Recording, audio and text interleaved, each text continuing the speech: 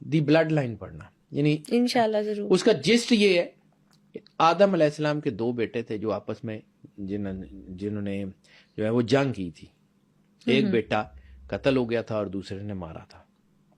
جو قتل ہوا اس کی اولاد میں تمام انبیاء کا سلسلہ ہے حابیل کے، اور جس نے قتل کیا تھا اس کی اولاد میں نمرود، شداد، فرعون اور یہ وہ.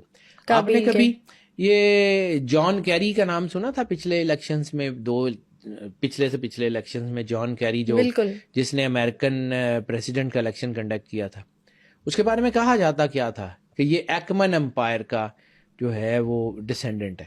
یہ ایکمن امپائر کا یعنی ایران کے قدیم بادشاہوں کا سائرس دا گریٹ کی اولاد ہے. امریکن سائرس دا گریٹ کی اولاد کیسے تھا؟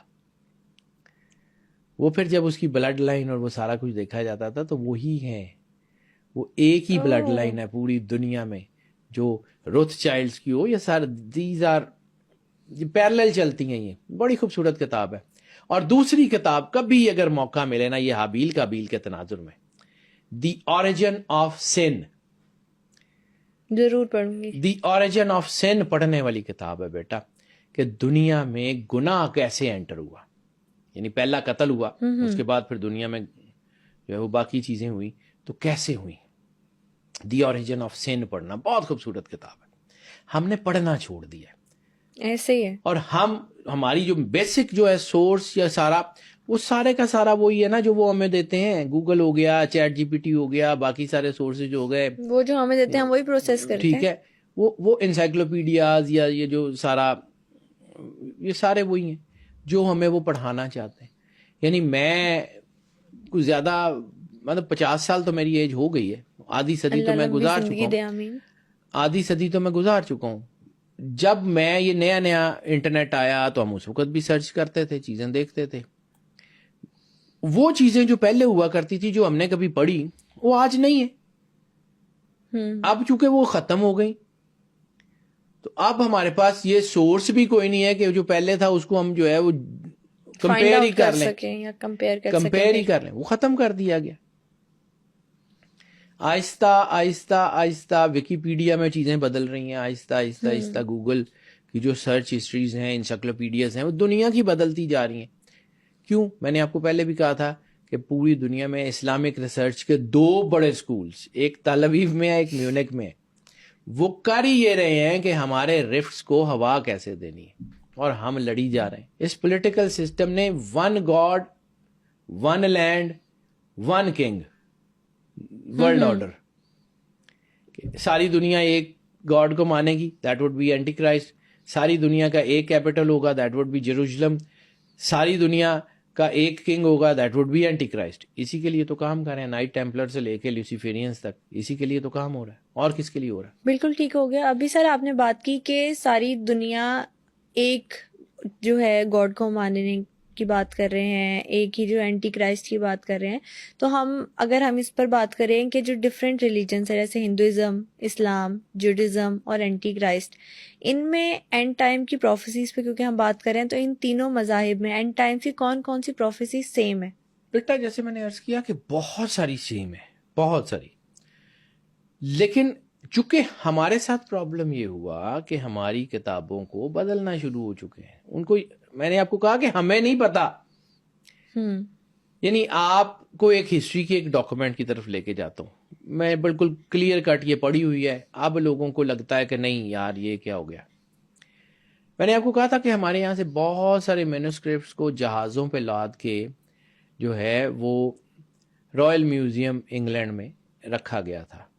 2 جہاز یہاں سے گئے تھے اور ایک جہاز ان میں سے سمندر میں ڈوب گیا تھا اور وہ سارے مینوسکرپٹس ضائع ہو گئے تھے.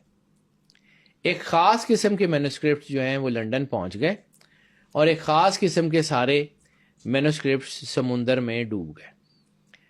اس کے بعد برٹش گورنمنٹ نے ہماری کتابیں، لائبریریاں جو ہیں وہ اس کو آپ سمجھ لیں کہ وہاں سے کتابیں ہماری خاص طور پہ ریلیجس کتابیں غائب کرنا شروع کی. میں آپ کو صرف ایک کرونالوجی دیتا ہوں، کچھ لوگ مانیں یا نہ مانیں مجھے اس سے سروکار نہیں ہے، لیکن میں آپ کو ایک کرونالوجی دیتا ہوں. مسلمانوں کی سب سے بڑی اینٹی 1906 میں بنی مسلم لیگ، آل انڈیا مسلم لیگ. میں صرف انڈو پاک کی بات کروں. 1906 میں آل انڈیا مسلم لیگ بنتی ہے. ٹھیک ہے.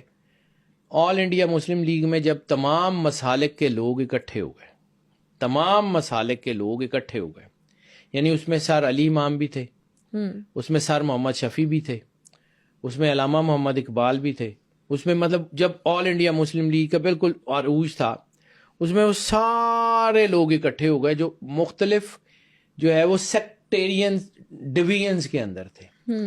پھر جب مسلمان اتنی بڑی طاقت بنے تو انڈو پاک میں اس بات کے اوپر جو ہے وہ جیسے ہم کہتے ہیں نا کہ ہیجانی کیفیت پیدا ہونی شروع ہوئی کہ یار یہ اگر مسلمان اتنی بڑی طاقت بن گئے تو یہ تو پورے نظام کو الٹ دیں گے، ان کے اندر رفٹ ڈالا جائے.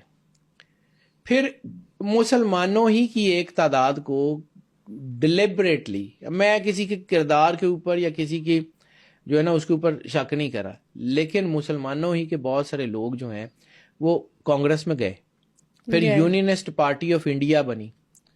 یونینسٹ پارٹی آف انڈیا میں جو لوگ تھے اس میں محمد حسین مدنی جیسے بھی تھے، جس کے بارے میں علامہ محمد اقبال نے کہا تھا کہ سرود برسر ممبر کے ملت از وطن است چہ بے خبر ز مقام محمد عربیس.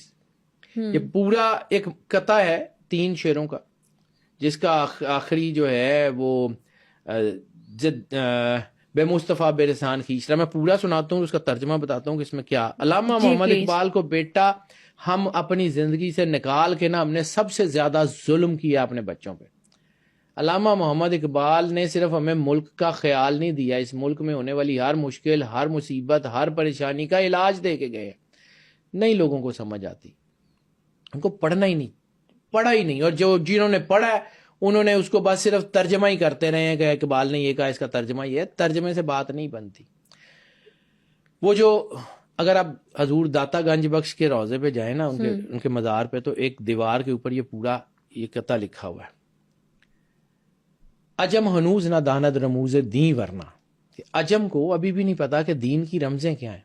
ضد دیوبند حسین احمد انچ بولا جبیس، کہ دیوبند جیسے بڑے مدرسے سے حسین احمد مدنی جیسے مولوی پیدا ہوں گے، اس سے بڑی عجیب بات کیا. انچ بولا جبیس، کہ عجیب چیزوں سے بھی سب سے بڑی، اس سے بڑی اور عجیب چیز کیا ہوگی.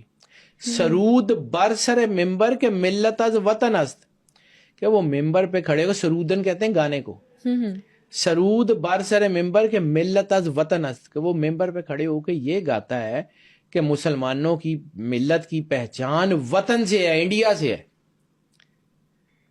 چہ بے خبر سے مقام محمد عربی، کہ سرور انبیاء سرکار ختمی مرتبت بادشاہ کونین صلی اللہ علیہ وآلہ وسلم کے مقام سے کتنا بے خبر ہے.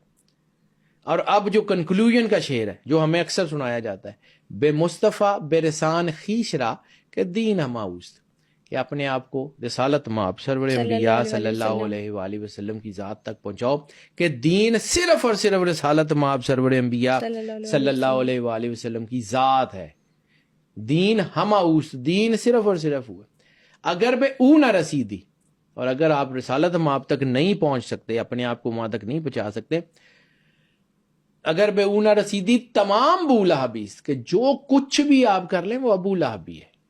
علامہ محمد اقبال بیٹا کہاں کہاں اس کو کریں گے.